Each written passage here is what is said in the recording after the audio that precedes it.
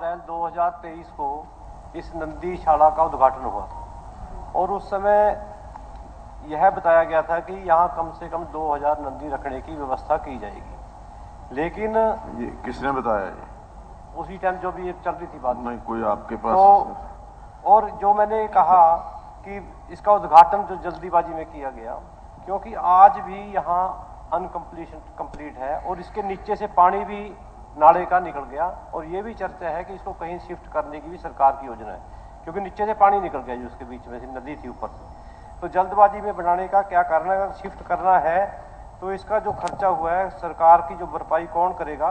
और पंचकुला में पशु मुक्त करने का भी आप सरकार का एक सरोकार था कि हम इसको पंचकुला को लावारिश पशु मुक्त किया जाएगा। लेकिन आज भी नंदी चाहे पंचकुला की गौशालाओं के बाहर जो डंपिंग ग्राउंड है वहां बैठे हैं, रामगढ़ अड्डे पर बैठे हैं। क्या सरकार ऐसी कोई व्यवस्था करेगी कि जहां पशु घूम रहे हैं, उनकी बेकदरी हो रही है, उनके साथ डंडे मार मार के निकालते भी हैं, हादसे भी हो रहे हैं? तो सरकार की क्या सोच है कि ऐसे पशुओं को पकड़कर नंदीशाला में लाने का सरकार कोई काम करने की व्यवस्था करेगी?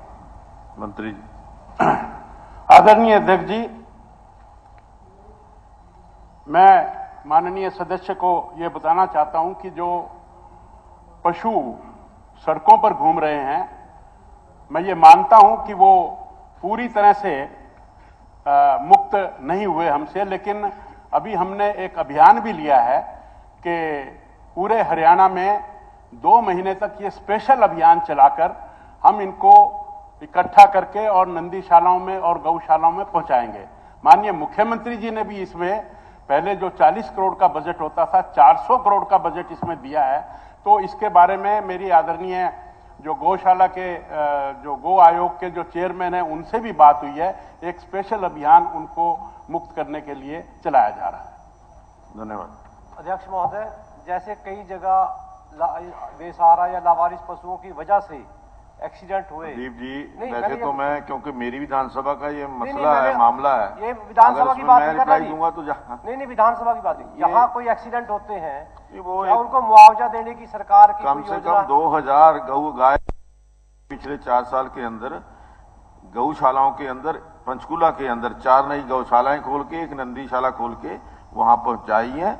और आज उक्का दुक्का कुछ गायें अभी भी बचती हैं, वो अगले 2 महीने के अंदर वो क्लियर हो जाएंगी। नहीं अध्यक्ष महोदय, मैं जो कह रहा हूँ, जहाँ कोई दुर्घटना होती है पशुओं के कारण, उसके लिए हमने हॉस्पिटल की भी व्यवस्था की है। जहां कहीं पर गाय की जख्मी होती है उसको उठाने के लिए एम्बुलेंस दी है। एम्बुलेंस लेकर के जो वहां पर उपचाराधीन जो उपचार करने का एरिया है वहां ले जाकर के उनका उपचार किया जाए। महोदय, मैं कह रहा हूँ जान माल जहां चली जाती है उसकी बात कर रहा हूँ, उसको कोई मुआवजा देने की सरकार की योजना है? जहां कोई बंदा मर गया, जैसे कोई जान माल चलेगी, उसका जो भी नियम हैं उनके तहत जो भी बनेगा वो देगी सरकार।